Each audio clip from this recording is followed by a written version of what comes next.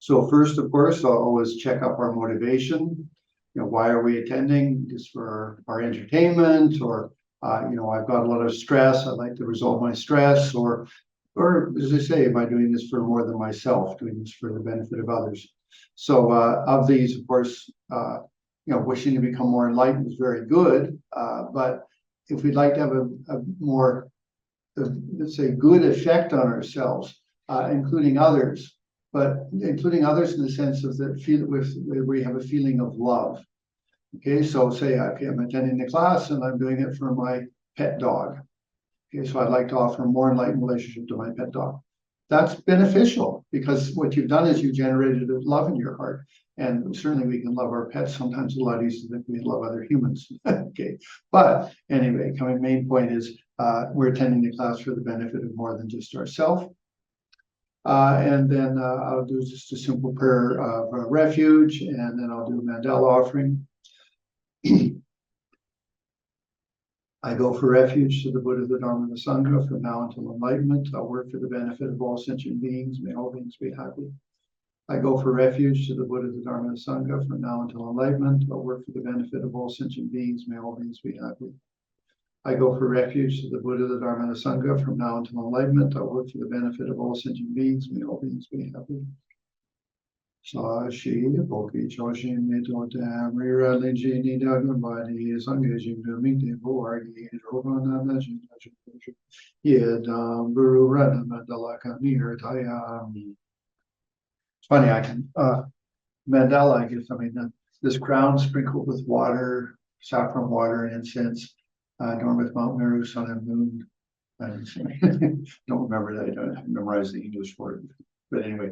Okay, so we are in the Ganges Mahamudra, and I just want to review what we've done.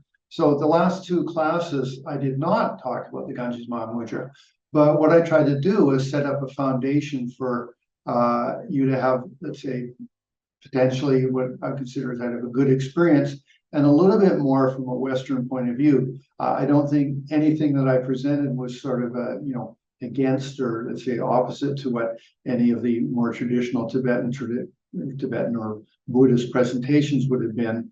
But I just tried to make it that it would be, as a Westerner, how would we approach it, that it would be fit with us very well. Like how could we sort of utilize our cultural experience to be able to utilize or benefit best from these teachings. So, and then I shifted the object of investigation. Of course, you can remember we're Mahayana Buddhists, we're Bodhisattvas. So we first analyze the nature of phenomena, and later we can analyze the nature of our sense of self. And that's because Bodhisattvas want to have more pliability, more flexibility in dealing and helping sentient beings. And so therefore, appreciating that no phenomena is independently self-existent is very complementary to looking at a sentient being and seeing that there's something to be worked with. So, as a traditional one is analysis of a car, or actually there's a couple ones. There's one of Fire and Firewood by Nagarjuna. It's really, it's quite intriguing to listen or to look at. It's a very short text. It's only like in 1 page or 1.5 pages, but it really it's an intellectual exercise, and it's very good because it is our intellect, how we understand things, that creates our problems or gives us our solutions. And although an ultimate experience of the nature of reality is said to be non-conceptual, we do approach it through conceptuality. So I thought that in my time of practicing that I wanted something that was much closer to me, and so I picked my own body and immersed in the atmosphere. And I find that being really useful because just with every breath I take, I can immediately identify that I am interdependent, immersed, and penetrated in an ocean of atmosphere. And what's interesting with that, and again, this is sort of little side commentaries, is that your mind moves to an object and it holds that object. So if we move our mind to ourselves, like, oh, you said something rude to me, oh, I'm getting defensive, or I'm going to be aggressive, object of mind is, well, some word that was said, but then it's me. Whereas if your mind moves, for example, to the, well, in this case, it's atmosphere, but sort of like it's the bigger world around us, but we just use atmosphere because we're immersed in it. We're like a fish in a fish tank. We're immersed in this object. So by touching that and appreciating it as a dynamic of interdependence, then the reflection to your sense of self is quite easy to say, okay, well, I'm interdependent, I'm not self-existent. So it's a stepping stone towards it. And certainly, in our studies, we may have understood that, voidness is, it's like this vast open, like the space of the sky. Well, that is ultimate perspective. And as we follow Nagarjuna, he says that the correct understanding, or I think that the way it goes is that if you understand, or the king or queen of understandings, if you understand interdependence, you understand the void. And if you understand the void, you understand interdependence. They are complementary. So that's a really, really important step to have, So in regards to then a way to get ourselves sort of into a correct understanding is I like the idea of I'm immersed and penetrated in the ocean of atmosphere. That means that I have no independent self-existence. Not one iota, not one atom of me has that independent self-existence. But my mind touched atmosphere, and the reflection was then I'm empty of self-existence. So it sort of moves us away from a little bit overemphasizing our sense of self. We can move to that. So that's just, as I say, it's what I've come to. It's how I like to work with it. I don't know. It'd be sort of interesting to have a debate with some people that were more philosophically or scholastically inclined, because I'm certainly I'm not trying to say that this is the most profound technique. I mean, I've studied traditionally for years. The traditional presentations, so I'm quite familiar with them. But I wanted something that was practical for my sense of self, well, my sense of self, but in a realistic way. Okay, so funny how the words work, isn't it? But that's actually I must admit, the Tibetans are really good with dialectics. In this is that the way you say something has implications, and that's the whole thing. If you do study, Lorik and Tarik and things like that, which are the sort of Tibetan words for, the dialectics, it's really intriguing because how do you phrase a sentence? I mean, if you're married and you've gone to some counseling, you might be taught how to sort of like how you phrase things to your partner, and it's really intriguing when you sort of realize how you were not communicating really very well. Anyway, so I'm off topic, but the point is that there is something in how we phrase something and then the effect it has on consciousness. And so, although identifying that I'm immersed and penetrated in an ocean of consciousness isn't a direct perception, the inference of it is beneficial for us as a stepping stone towards understanding reality. And again, I'm getting a little bit philosophical, but I'd like to put it in context. So then you can do that just as a meditation. You sit there and you breathe, and then with that, then you just appreciate everything has to communicate with everything else, or that part of your body dies. And that's what a heart attack is. Your heart doesn't get the oxygen it needs for the muscle to stay alive. So that's very common knowledge for us in our culture. So it's very easy to use that. So that was just the first thing. Is that we utilize immersed and penetrated in an ocean of atmosphere as the referral point for I am completely interdependent, empty of any independent self-existence. Okay, and then also the foundation was, it's important to say, okay, as a Buddhist, when you're analyzing reality, it's the 5 aggregates: form, feeling, thought, perceptions, and consciousness. Okay, and with that, then form does include all forms in the universe and your body, and then there's the 4 of the mind. Okay, so that you organize yourself to move into understanding Mahamudra. And I think that's important. It's not just sort of, you jump in. So on the basis of those, we are today moving into the Ganges Mahamudra. Now, I explained in the first class that I received this from Thangpa Rinpoche in Canada and Vancouver. I specifically sought him out to receive the transmission. I received it privately because I couldn't attend any teachings that he was giving on it. But, and so I do have the lineage for this. So in reading it, it is a transmission to some extent, although again, we don't need to be overly official. So Ganges Mahamudra, homage to Vajradhara. Although Mahamudra cannot be taught, intelligent and patient Naropa, tolerant of suffering, who is engaged in austerity and is devoted to the Guru, fortunate one, do this with your mind. Okay, so we're all familiar with Tilopa and Naropa were a teacher-student relationship. Of course, Naropa is one of the main lineage transmissions for for a great many of our teachings, especially the Tantras coming through Marpa and then down through a series of teachings through to Tsongkhapa and then to ourselves through the lineage of teachers. So anyway, this identifies, this is Tilopa talking to Naropa. And again, it says, although Mahamudra cannot be taught, intelligent, patient, Naropa, tolerant of suffering, do this with your mind. Now, there are 6 examples given here, and they're all really fantastic. Now, first off, when it says space actually isn't a something, okay? So, for example, I mean, if I have my coffee cup, let's say this is planet Earth, okay, and it's circling around the sun. Okay, it's not like space gets out of the way of the planet Earth as it goes around the sun. Space is non-obstruction, okay?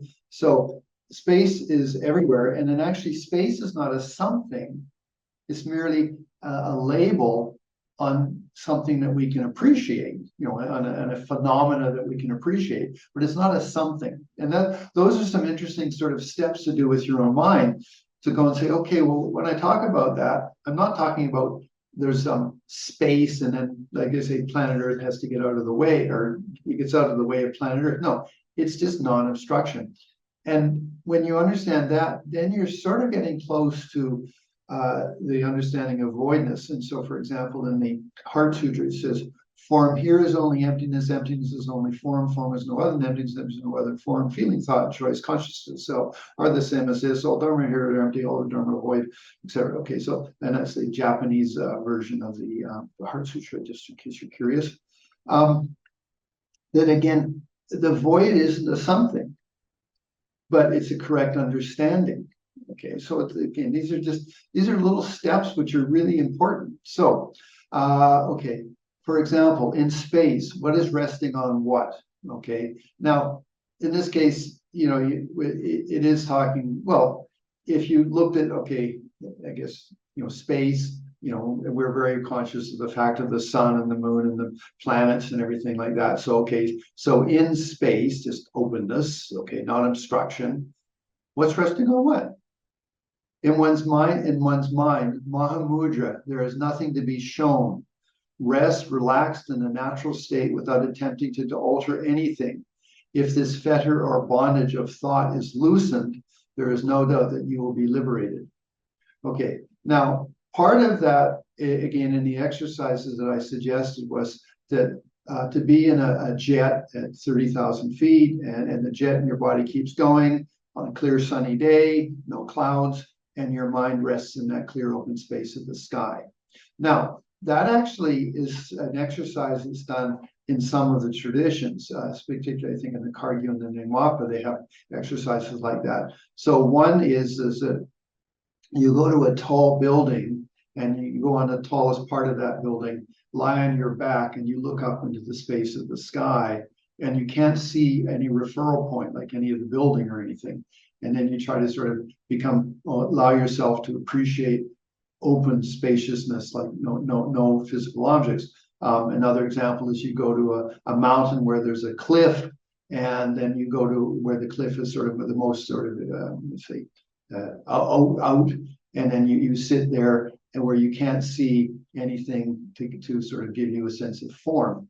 So those are exercises that are within the Tibetan system. Again, I won't quote the sources or stuff, but those are the ones I've heard of. So in this case, because we do have in our culture and time jets, and it's not difficult to allow ourselves to be in a jet at 30,000 feet, get a window seat, look out the window, and you can see lots of space around you, and then let your imagination do the rest, which is just, okay, the plane in your body keep going, and your mind stays in that open space of the sky. Okay, that's a one step to get you to a little bit of a sense of openness and spaciousness. Okay, there is again the sort of second component that the understanding of reality is a non-dualistic experience. That is particular for the Buddhist point of school. So again, I've been living in India Mexico now for quite a long time, and of course there's Christianity and God.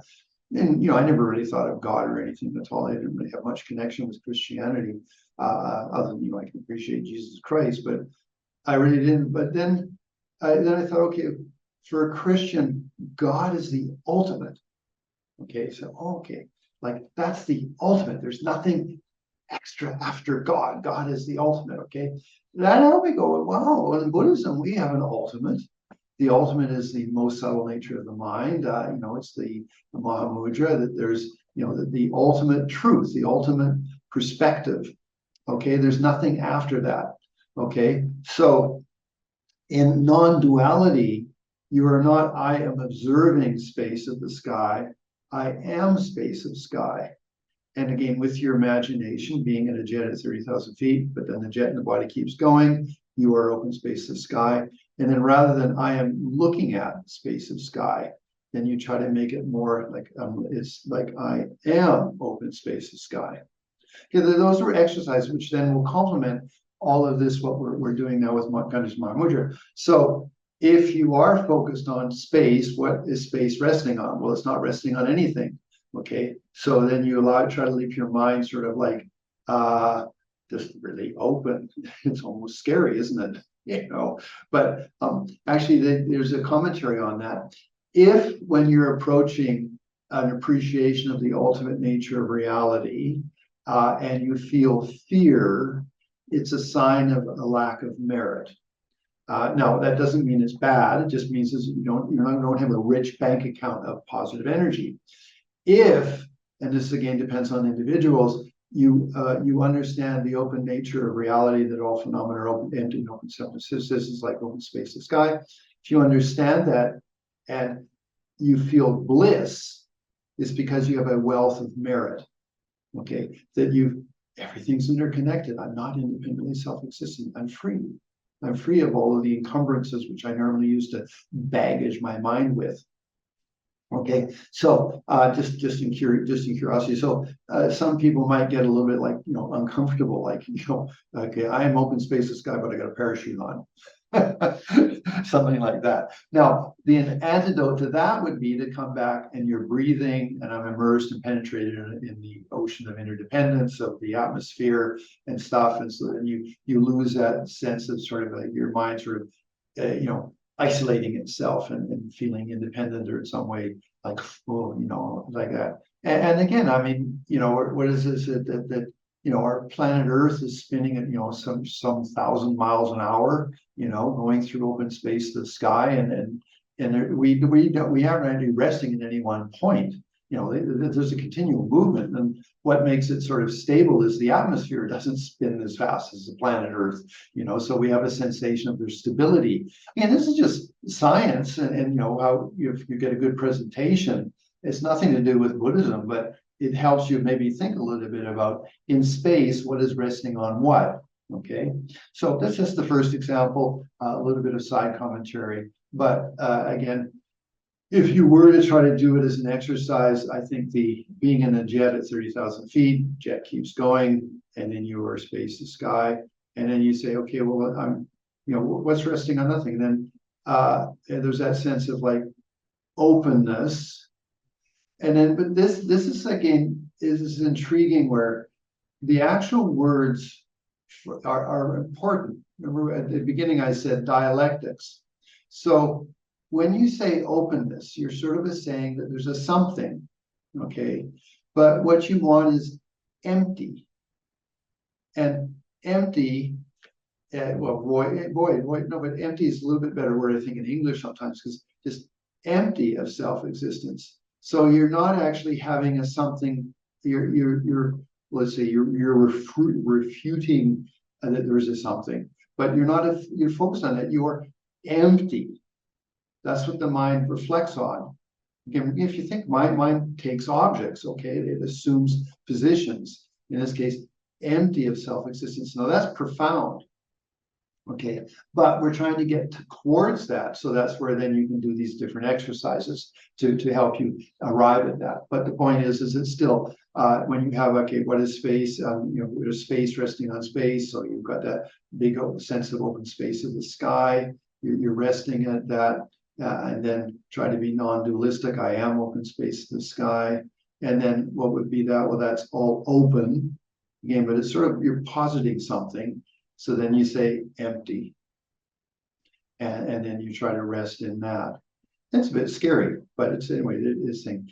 There's a commentary, and I'm still looking for some friends to discuss this with. And, I've been around a long time, so there's Gavin Carity and Glenn Mullen and Alex Burrs, and I haven't seen him for years, but Alex Burrs, and then a couple other ones. And I've heard that Tsongkhapa, in the earlier phases of his presentation of the nature of reality, said that you intellectually approach the ultimate nature of reality, but when you enter into it, which is the path of seeing exists for a millisecond, and then you're in the path of learning.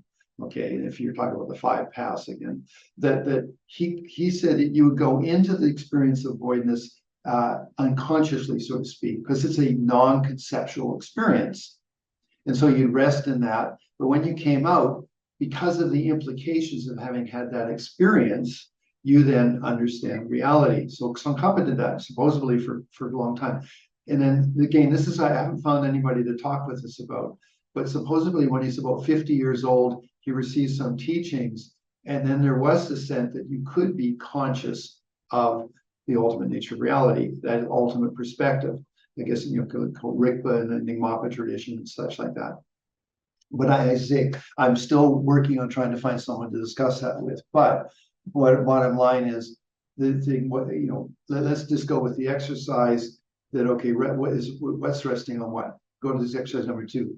For example, it is like looking in the middle of the sky and not seeing anything.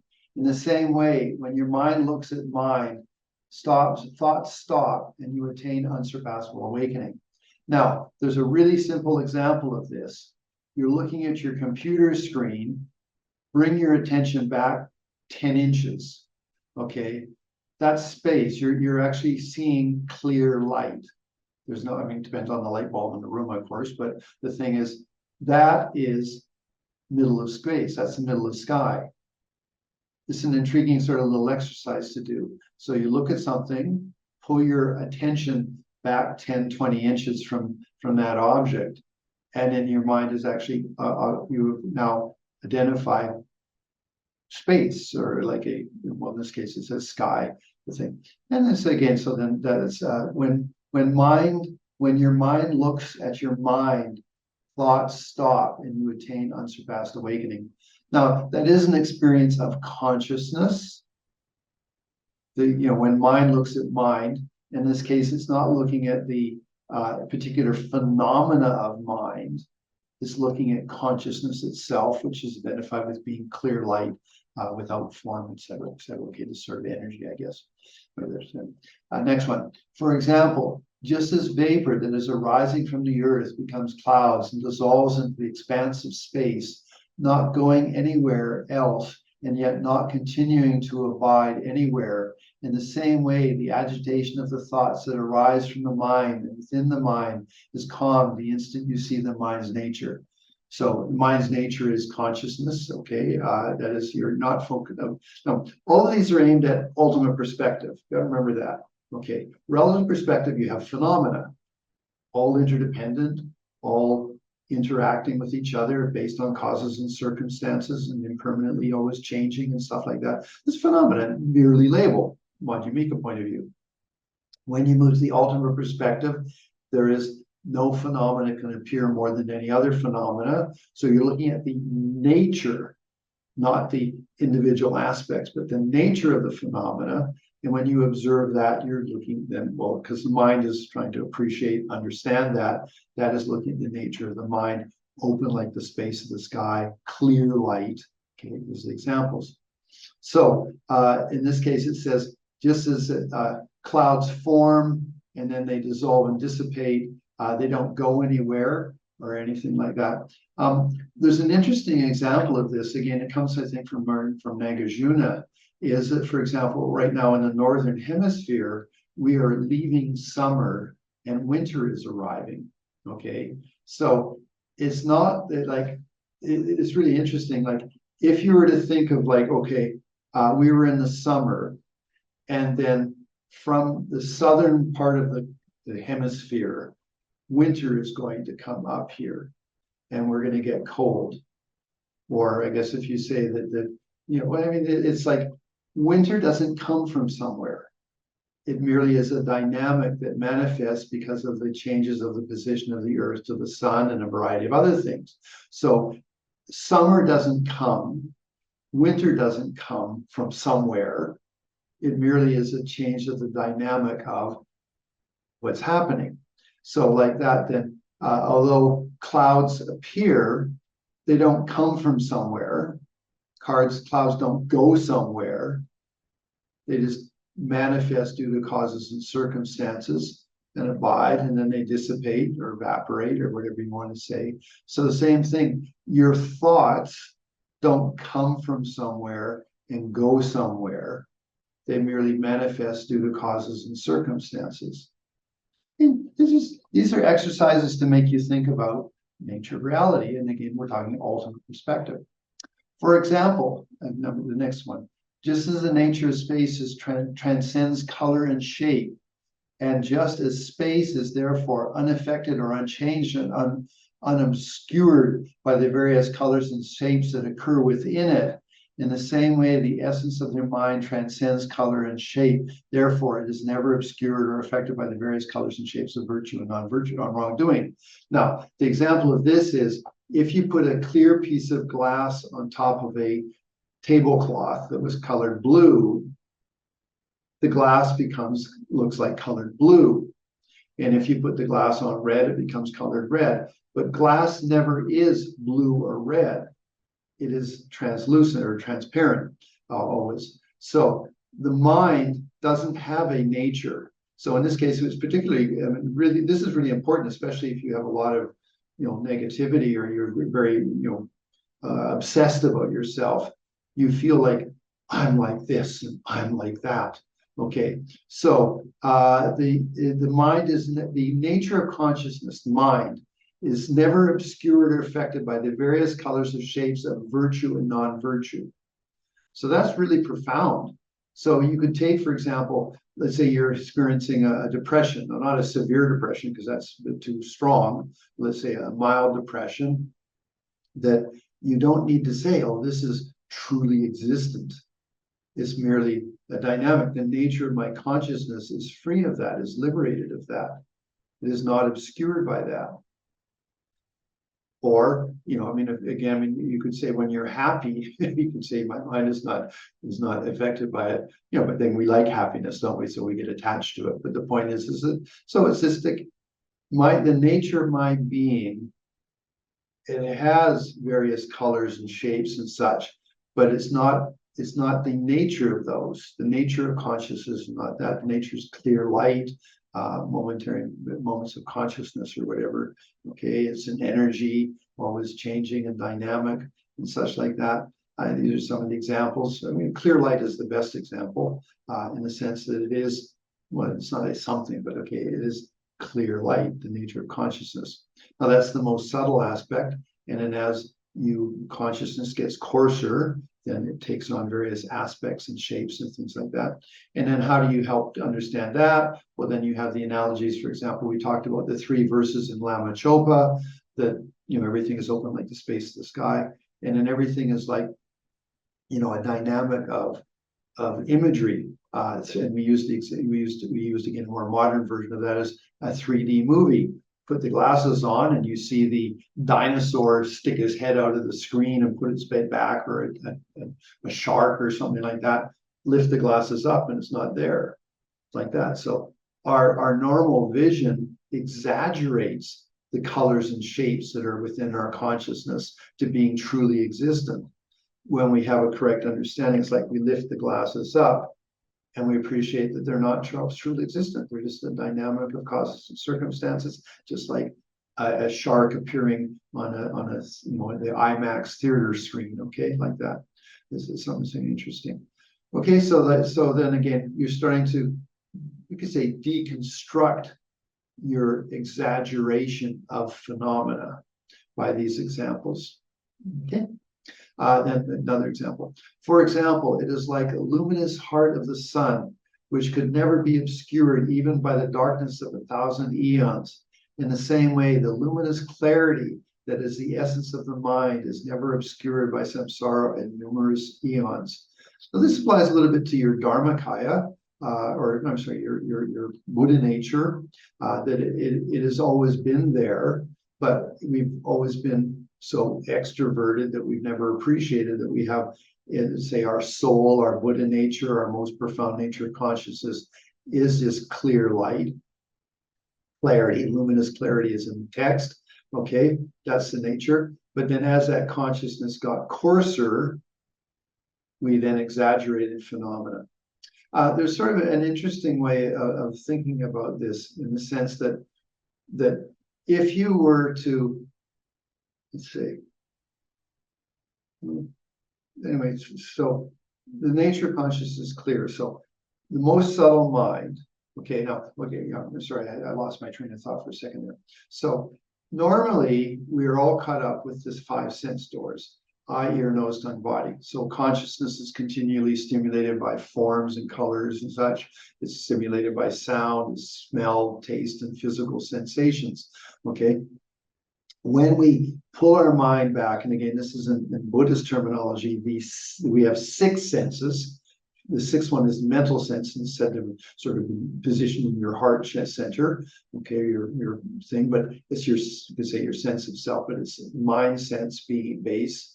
That if you shut down the 5 sense doors, or let's say, for example, you're doing mindfulness meditation. So in mindfulness meditation, you focus on the breathing, okay, so whether it's inhalation or exhalation and such, and then, I mean, if you follow mindfulness, for example, if you do satipatthana or something like that, then often it's done with you have breathing.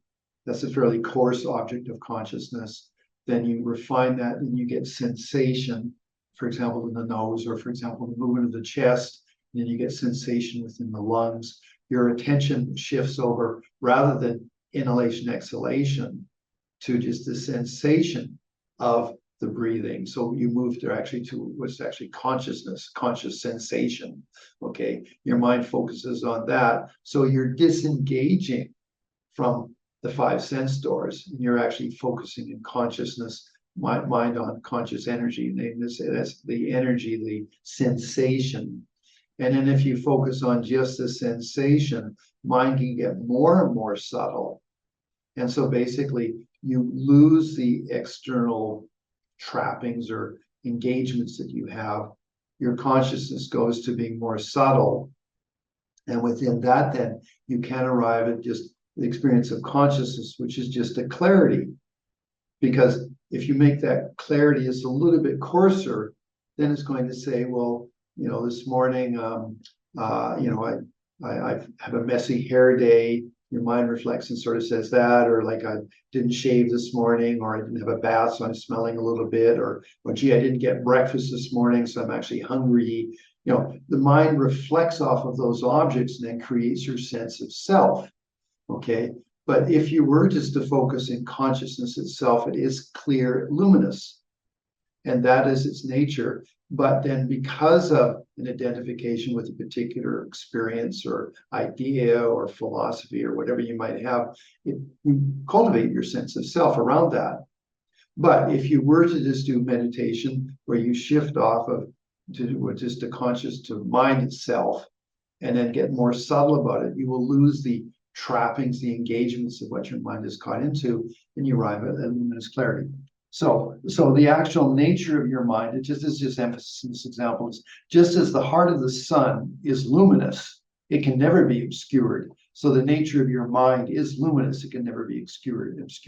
And although you might over-identify with a particular identification about yourself, or a particular emotion, feeling, or something, you should understand those are just temporary things, which are not ever they're just a dynamic of cause and circumstances.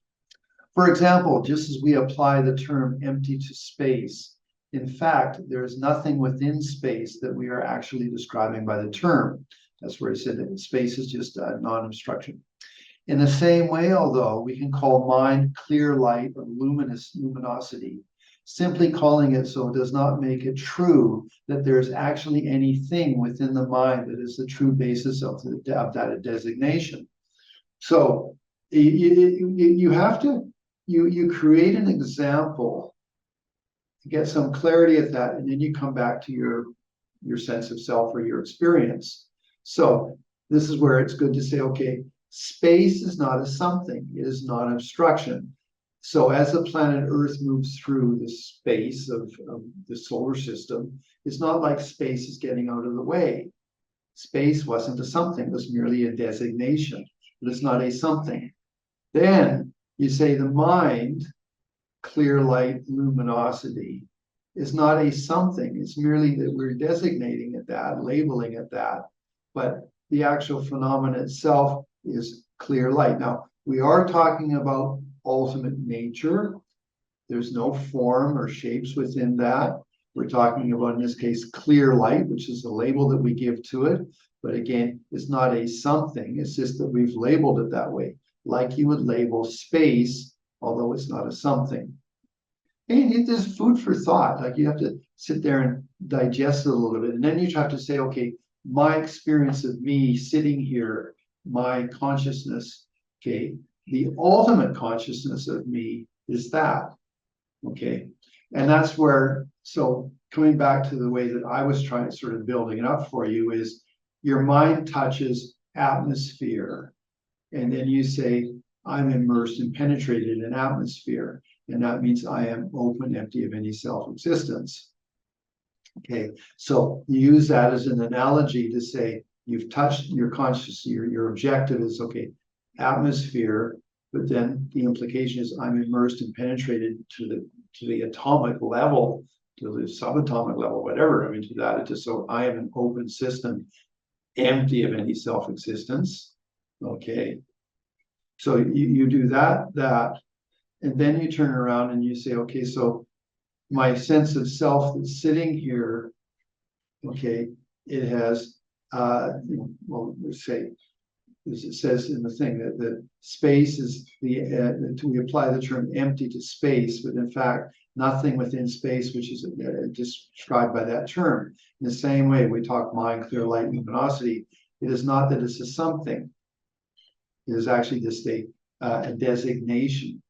Anyway, okay, so we don't have a lot of classes, so we're just touching on it. So, stimulating thought.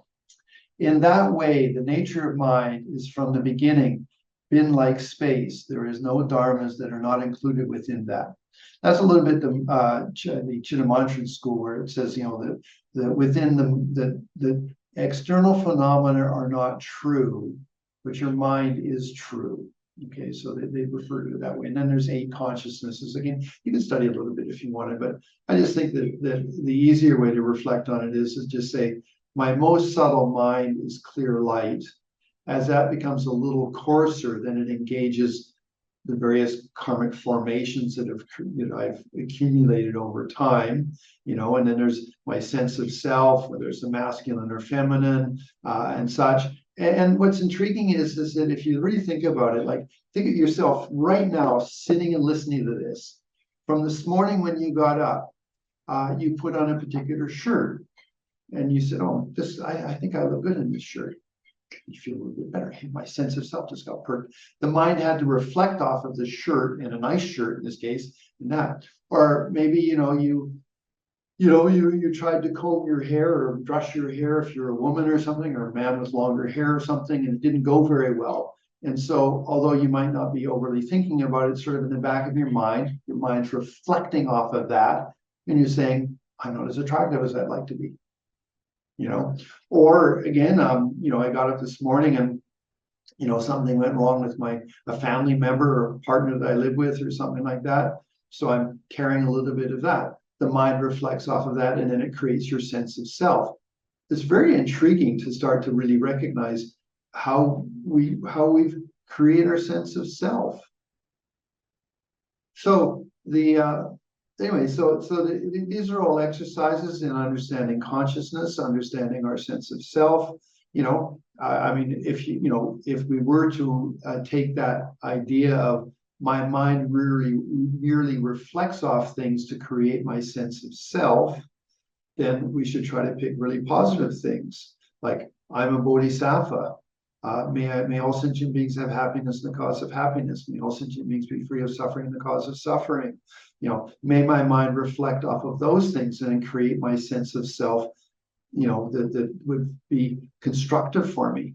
And then, in a wisdom consciousness, because those were more sort of method, in a wisdom consciousness, my mind appreciates it. Well, if you take, again, Shaneman philosophy is so good for this. The world's just a reflection of my mind. Okay, a little bit different. It's a slight shift there because we're talking about our sense of self is created by the mind reflecting off of things. So let's shift over to the Shaneman says, well, the world is only a reflection of your mind. And it is a dynamic of causes and circumstances. It is other powered. Remember, we talked about this in the very first class. And then non-duality, that you understand that everything is just a reflection of my mind. There's nothing external to that. That's the non-duality. Okay, and then that's your doorway to liberation from Shaneman point of view. Okay, in that way, the nature of mind is from the beginning like space. There's no dharmas that are not included with that, included from more Shaneman point of view. But you could say that my most subtle mind has always been liberated and free. My Dharmakaya, my Buddha nature, it's always been liberated and free. But as that consciousness got a little coarser, it then over-exaggerated, overemphasized, and such phenomena, and then I created my sense of self and such. So that's where, when we become, there's actually, we often use the word ignorance. Like, I'm ignorant of the nature of reality. But the actual Tibetan word is Rigpa and Ma-Rigpa. So Rigpa is to understand. Ma-Rigpa is I don't understand. It's just the word Ma in front of Rigpa. Okay. So when you take that word, those words, then it is okay. I have Rigpa, I have understanding, but in this case, if I don't understand reality, it's just there's a misunderstanding there. It's not I'm ignorant, which sounds like a something. It's rather there's just appreciation or non-appreciation, understanding or non-understanding. These are a little bit important to think about that. And I think, the Tibetan language was based totally on the Dharma. I mean, all the words and everything, and we went through that, I think, in the second class, where I talked about the syllable ah, or the vowel base ah is to be found in all phenomena that can be designated. Okay, and I won't go into it now, but let's just say that's an interesting class if you want to listen to that one. Okay, abandoning all physical actions, the practitioner should rest at ease. Without any verbal utterance, your speech becomes like an echo, sound inseparable from the emptiness. Think of nothing whatsoever with the mind and look at the dharmas of the leap. Okay, now that one, it's like right now you're listening to my voice. What you're listening to is a vibration of the air molecules and a particular tones and things like that. And then that's turning into something you understand inside your head. But the thing is that actually my words aren't a something. My words are a bunch of tones and things created by my throat, my larynx and such. They're based on things that we understand. So again, some designations and such like that. And then the only reason that you got it was because it had to be interdependent with the atmosphere. And then in this case with computers and sound waves and whatever else, blah, blah, like that. So it's interesting. So your speech is like an echo. It's not anything self-existent. Okay. And again, it says sound inseparable from emptiness. Okay. Well, remember emptiness. Well, emptiness. It's like a lack of self-existence. So it's always, we always say the word void, and void, things are void, things are empty. But you really should actually make it a more bigger set of words. Empty of self-existence, void of self-existence, or void of independent existence, or empty of inherent existence. It's better always to say a little bit the longer version of it, because then you're properly identifying what is it being empty of. Okay. Okay, think of nothing whatsoever with the mind and look at the dharmas of the leap. The leap is basically the thing we saw, like understanding reality. Okay, the dharmas of the leap. That in the Tibetan language or with translators, that word was sort of a little bit difficult. Dharmas of the leap was part of basically the experience of reality. Okay, the body is without meaning, empty, like a bamboo stalk. The mind is like the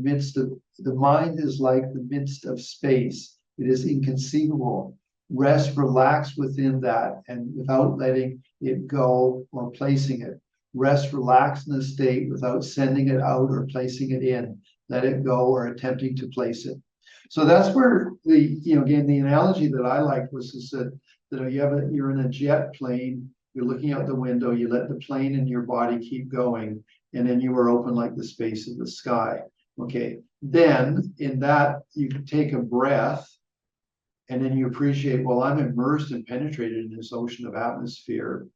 Again, I am empty of any independent self-existence. And then you go back and then say, okay, that's relative perspective, ultimate perspective. There's nothing in this whole universe that isn't relative to something else, interdependent with something else, open like the space of the sky, empty. You rest in that. And then you say, then if the mind starts manifesting again, the dynamic of causes and circumstances, but then you say, okay, well, I'm on my analysis of phenomena. I'm immersed and penetrated in an ocean of atmosphere. It is all interdependent, empty of any self-existence. Again, you go back. So you could say you're shifting from ultimate perspective to relative perspective, so to speak. But in this case, really, they're not different. You could say it's like the subtle level is open like the space of the sky. The coarser level is the dynamic of phenomena appearing within the ocean of interdependence. Okay, so it's like that. Okay, so your mind tries to do that. Now, again, we are talking here about the mind resting in an ultimate perspective. So the mind rests in that open state. If phenomena start appearing, you could say you dissolve them into an ocean of interdependence, universal interdependence. And again, you come back to this resting. Rest, relax within. Okay, the mind is like the midst of space. It's not resting on anything. The space doesn't rest on anything. It is inconceivable. Rest, relax within that without letting it go or placing it. Relax in that state without sending it out or placing it in. Let it go or attempting to place it. So again, for me, the way that I would work with that would be just to shift back and forth between, okay, I'm in an ocean of an ocean of atmosphere. Okay, I'm immersed and penetrated. I'm open and empty.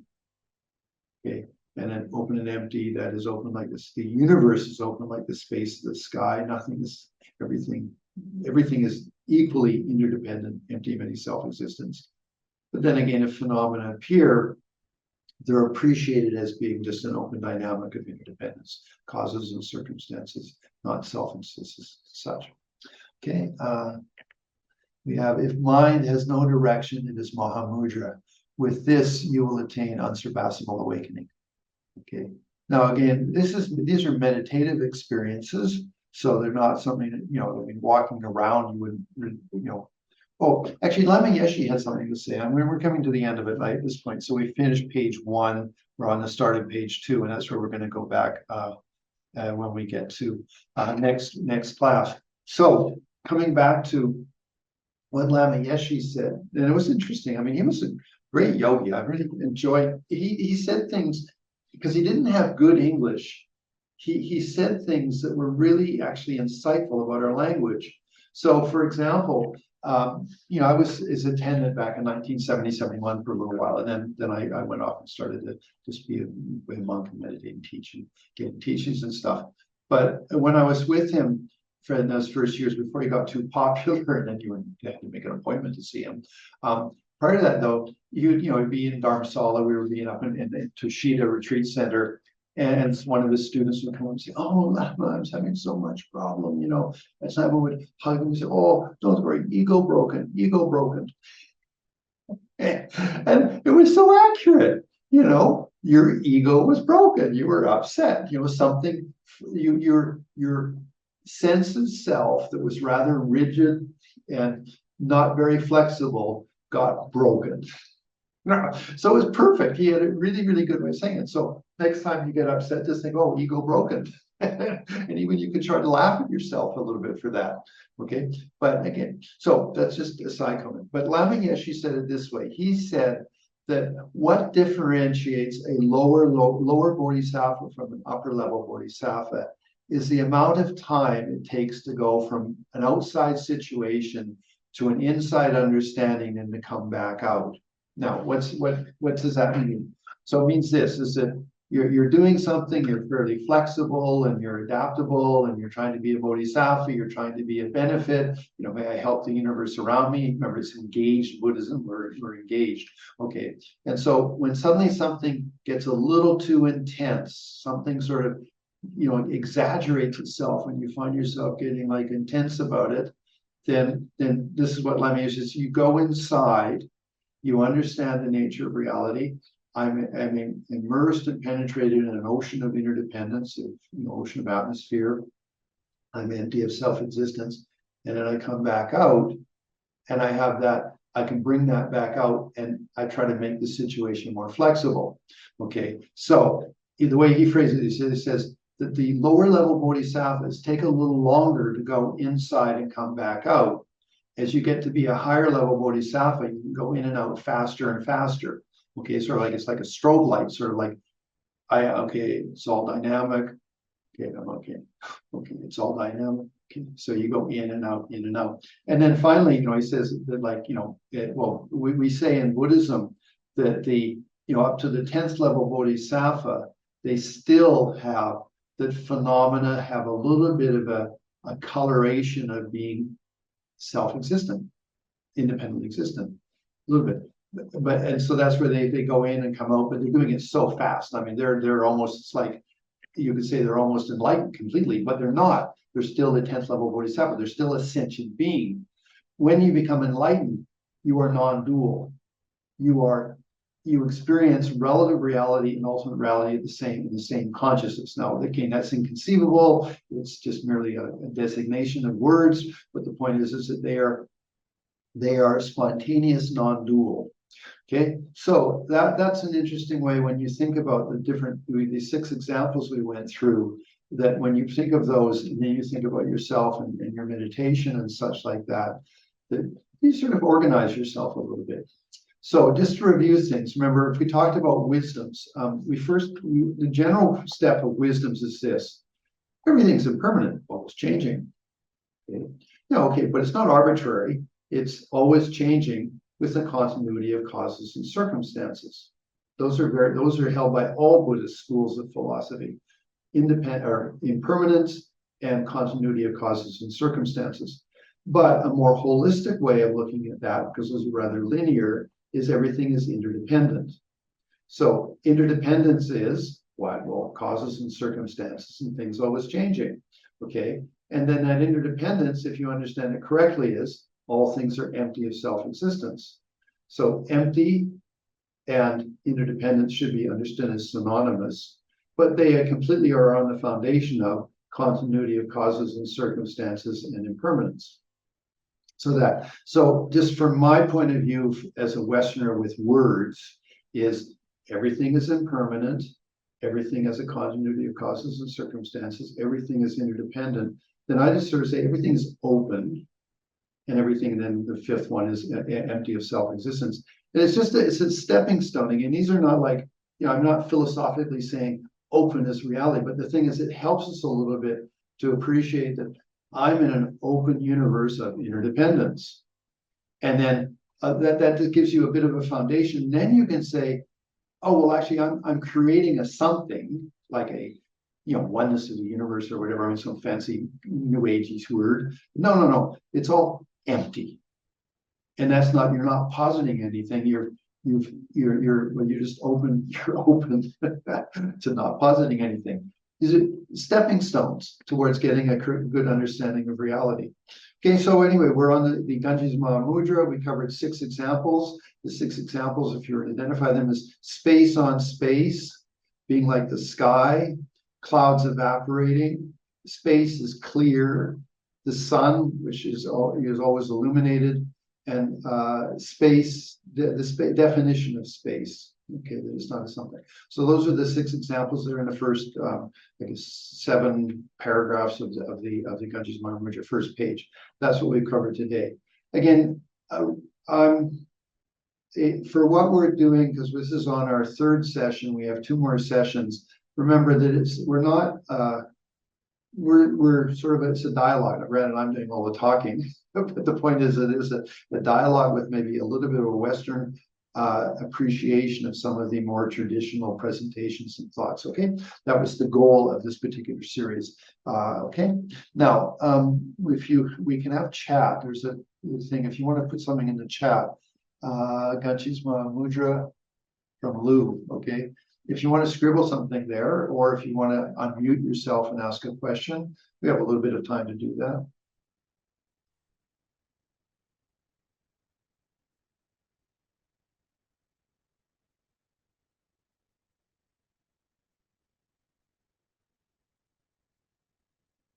And if nothing happens, then we've lost causes and circumstances, so the class will end. Okay. Thank you for the teaching. I've been following you on the teachings on YouTube, and I found something very interesting that you said, that mind reflects off objects and creates a sense of self. I've been working with identifying this misconceived sense of self, and that helps a lot. And I just wanted to comment on that. Thank you. Sure, thanks. Actually, you brought up a good thing. Like, I think we're still looking for words that will be appropriate for our Buddhist understanding in the West. Okay, so we often say of an analysis of self. Okay, I never could quite get that, but a sense of self. I totally can get it. My mind can grab that and say, okay, Jhampa's sense of self is okay. Right now, my wife is happy with me. Oh, I'm happy. I had a nice breakfast. I'm going to have a nice lunch today. It's sunny here right now where I live. I'm wearing a nice shirt that I like. My sense of self, it reflects off of all of those things and says, oh, I'm Jhampa. I'm feeling good. So sense of self gives me so much context to appreciate. Now, in there, we could throw in a little bit of, okay, I think I'm absolutely wonderful because I'm wearing this great shirt. Someone gave it to me and I'm just the most great guy ever. My sense of self just got exaggerated. So again, it just, the terminology really assists an appreciation of how we feel about ourselves. Now, when you say sense of self, then again, that's more sort of a coarse appreciation. Then you get a bit more subtle. Okay, my sense of self, and then you say, well, okay, well, if I was to sit here in my meditation and say, well, how am I experiencing myself? Okay, I'm experiencing myself off the various factors I just identified, and so I have my sense of self. Automatically, that immediately, like, sort of, we can say, like, releases a little bit of self to being sense of self, and it's merely a designation. Okay, and then if I go a little bit deeper, I can find maybe deeper emotions and feelings. Like, for example, I'm a Canadian and I have a certain identification with that and things like that. But again, that's created causes and circumstances. I mean, if I was literally born 15 miles below the 49th parallel, because I was born just above the 49th parallel, I would have been an American. I would have been in the Vietnam War because of just that 15 miles. Okay, small circumstance, but it's a huge circumstance, And I'm not saying good or bad. I'm just saying that just for a small adjustment of a latitude, I suddenly have a different sense of self. Okay, so again, we're just chatting. So sense of self, I think, for me, is a really, really good word to use when we do an analysis of ourselves. Okay, because it just sets up a foundation framework word, phrase that then allows for easier analysis. Okay, so just my chit chat. Any other comments? Yeah. Well, I just wanted to thank you. you putting this in more Western terms, it brings a lot of clarity, in trying to read these ancient texts that sometimes get quite confusing with the terminology. Like I have this thing about saying emptiness of inherent existence, when inherent existence is not inexistent. I feel more comfortable saying emptiness of the inherent existence of production, to throw something in there that's more specific of what it's saying. Just talking. And may I ask you, where in Mexico are you, Jhampa?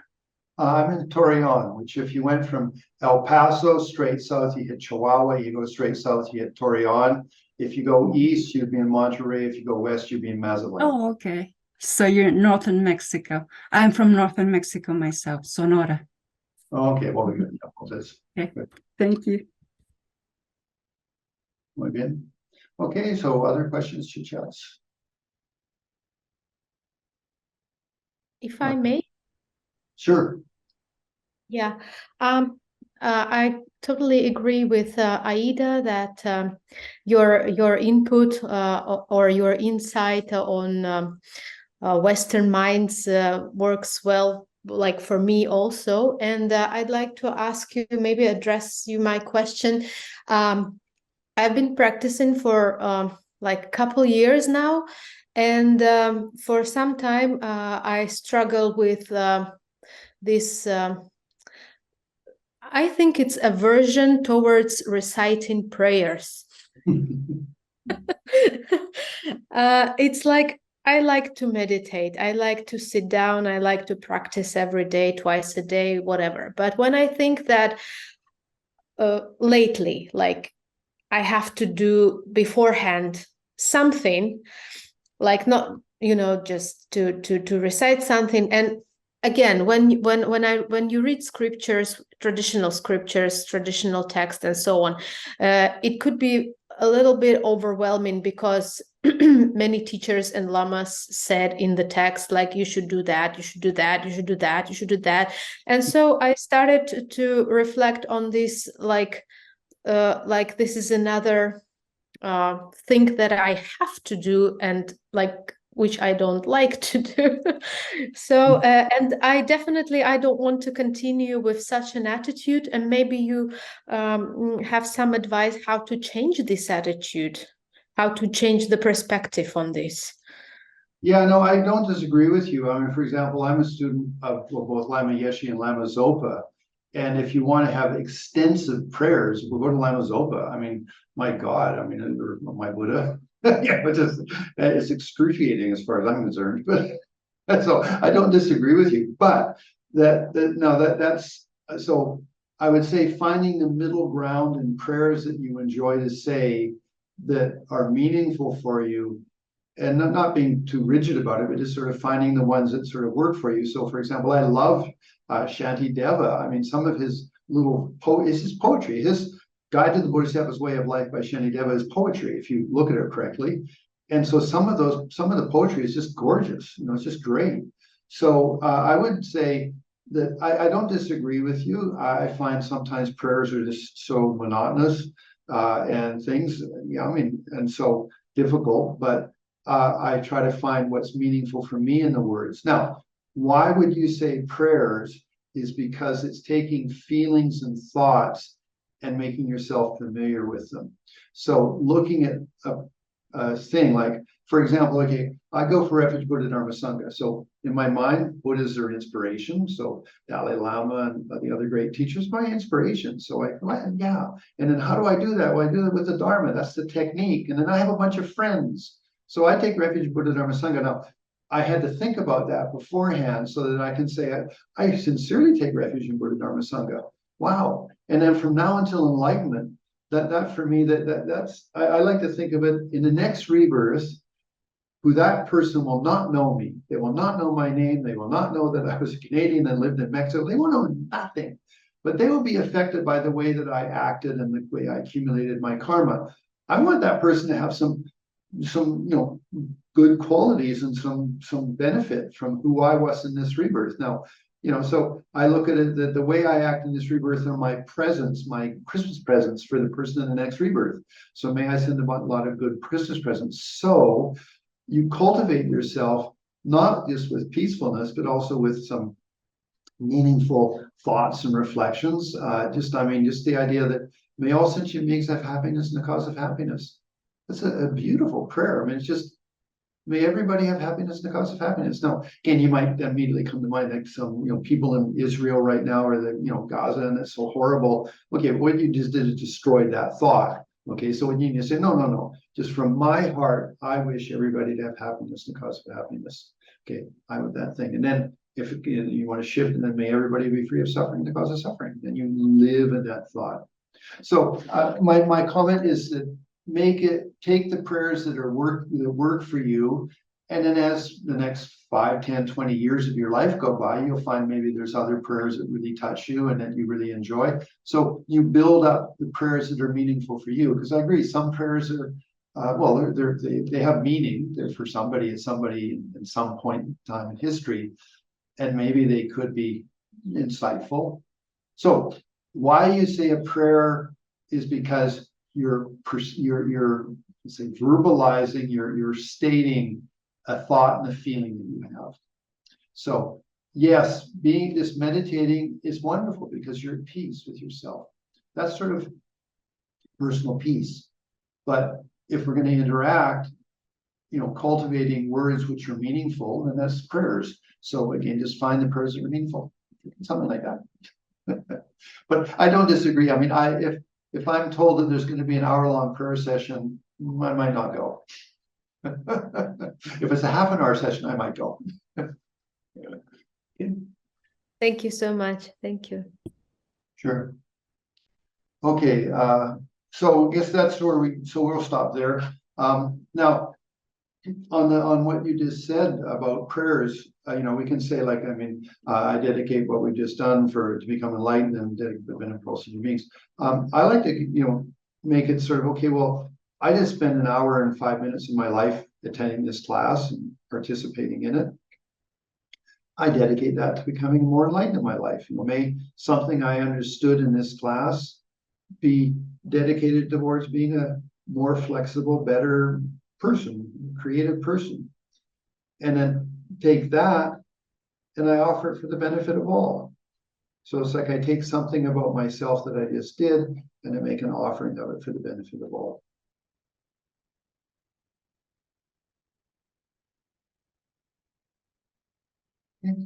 And if you were to say a prayer, for Tibetan example, may the bodhicitta that I've generated, may whatever I've generated, may it grow, increase, and may never have missed it.